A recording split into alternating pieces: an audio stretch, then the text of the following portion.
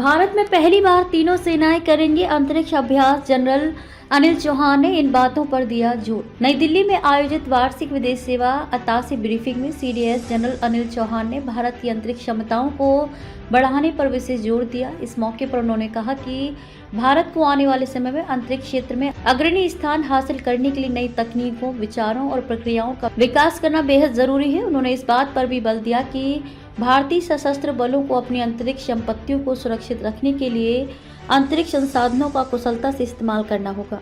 इस कार्यक्रम में पहली बार ऐसा देखने को मिला कि तीनों भारतीय सेनाएं एक साथ अंतरिक्ष सुरक्षा से जुड़े अभ्यास में भाग लेंगी। इस अभ्यास का उद्देश्य अंतरिक्ष संसाधनों की सुरक्षा और अत्याधुनिक तकनीकों के समन्वय से भविष्य की रक्षा को और सशक्त बनाना है। जनरल चौहान ने बताया कि ये एक ऐतिहासिक कदम है जो भारत को अंतरिक्ष रक्षा के क्षेत्र में नई ऊंचाइयों पर ले जाएगा। उन्होंने कहा कि तीनों सेनाओं के संयुक्त प्रयास से न केवल अंतरिक्ष संपत्तियों की सुरक्षा सुनिश्चित होगी बल्कि राष्ट्रीय सुरक्षा में भी मजबूती आएगी। अंतरिक्ष युद्ध के लिए तैयारियां। जनरल चौहान ने कहा कि अंतरिक्ष युद्ध की संभावनाओं के मद्देनजर भारत को अपनी रक्षा नीति में इस क्षेत्र को विशेष प्राथमिकता देनी होगी।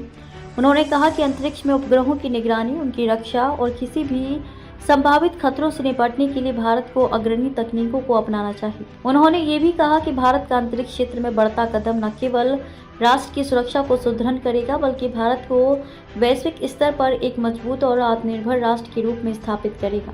नई तकनीकों के सुझाव और फोकस। सीडीएस चौहान ने कहा कि भारत को विभिन्न उन्नत तकनीकों को अपनाना चाहिए जो अंतरिक्ष रक्षा के क्षेत्र में विशेष उपयोगी होंगी। इनमें low earth orbit LEO satellite, mesh network, quantum telecommunication, QT संचार, पुनः उपयोग होने वाले रॉकेट, नैनो सैटेलाइट्स और ऑन डिमांड लॉन्च क्षमताएं शामिल हैं। इन तकनीकों से भारत अपनी अंतरिक्ष सुरक्षा को और सुदृढ़ बना सकेगा और देश की रक्षा को मजबूत कर पाएगा। अंतरिक्ष क्षमताओं में DRDO, इसरो और शिक्षाविदों की भूमिका। सीडीएस चौहान ने अंतरिक्ष क्षमताओं के विकास में भारतीय रक्षा अनुसंधान एवं विकास संगठन DRDO, भारतीय अंतरिक्ष अनुसंधान संगठन इसरो और विभिन्न शैक्षणिक संस्थानों के बीच मिलकर काम करने की जरूरत बताई। उनका मानना है कि वैज्ञानिक, प्रौद्योगिकीविद और शिक्षाविद एक साथ मिलकर नई तकनीकों का विकास कर सकते हैं जो भविष्य में भारत की अंतरिक्ष क्षमताओं को और सुदृढ़ बनाएंगी।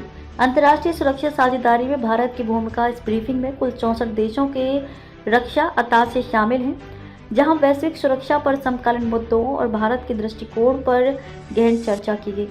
जनरल चौहान ने बताया कि ये महत्वपूर्ण है कि भारत अपनी अंतरिक्ष संपत्तियों का न केवल उपयोग करे बल्कि उन पर नियंत्रण बनाए रखे ताकि किसी भी प्रतिकूल परिस्थिति में राष्ट्र की सुरक्षा को खतरे में न डाला जा सके। अंतरिक्ष सुरक्षा पर ध्यान केंद्रित। जनरल चौहान ने अंतरिक्ष प्रणालियों की सुरक्षा और उन्हें किसी भी कमजोरियों से बचाने की जरूरत पर बल दिया। उनका मानना है कि जैसे जैसे दुनिया में तकनीकी विकास हो रहा है वैसे वैसे अंतरिक्ष संपत्तियों की सुरक्षा भी एक बड़ा मुद्दा बनता जा रहा है।